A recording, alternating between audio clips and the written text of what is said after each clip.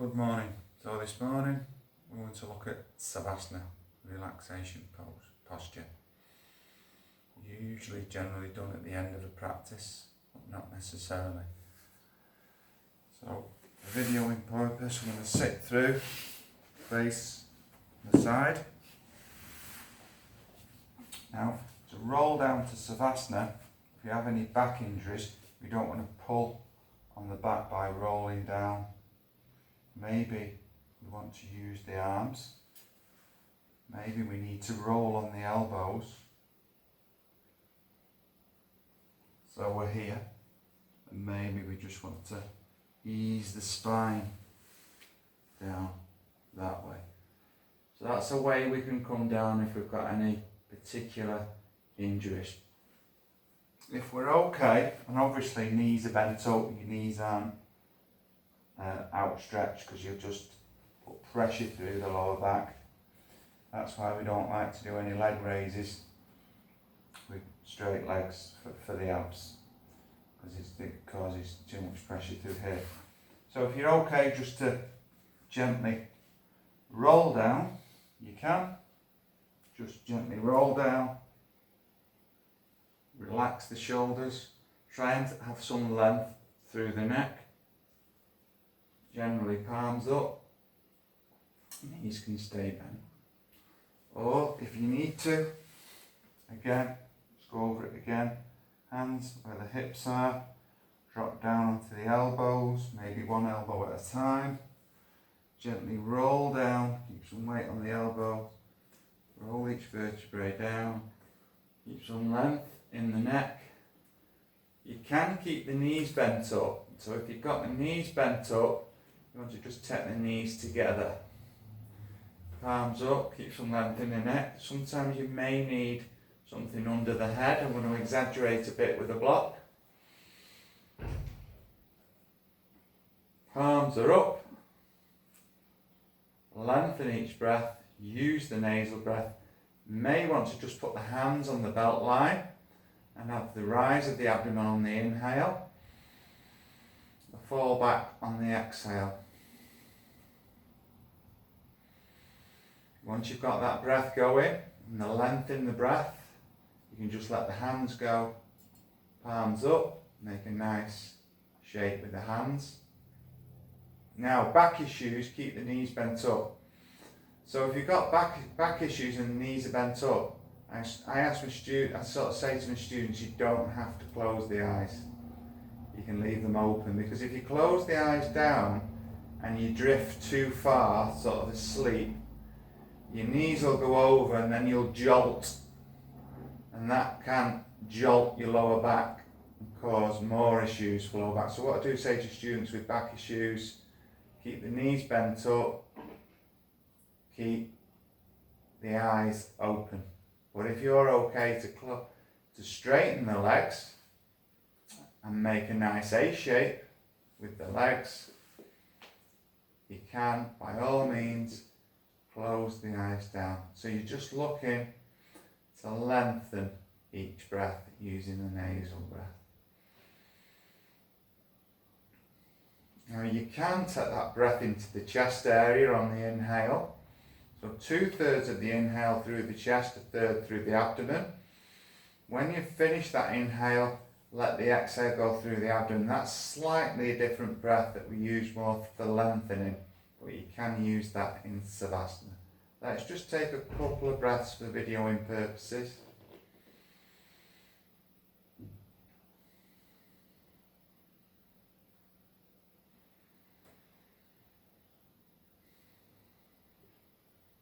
One more breath. Bring the awareness back by wiggling the toes and the fingers. If you want to, put the arms above the head on an inhale and lengthen. Reach out, lengthen, take some breaths here.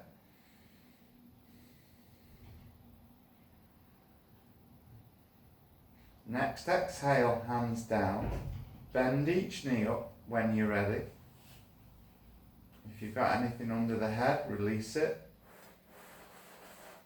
Now to come up safely, roll the chin roll over gently with the chin to the right side, roll over gently with the knees to the right side, take the left hand over, gently draw up on this right elbow and gently bring yourself up using the hands, and then come back to your seat. So then again, that is sort of a safe way to gently come up, protecting the back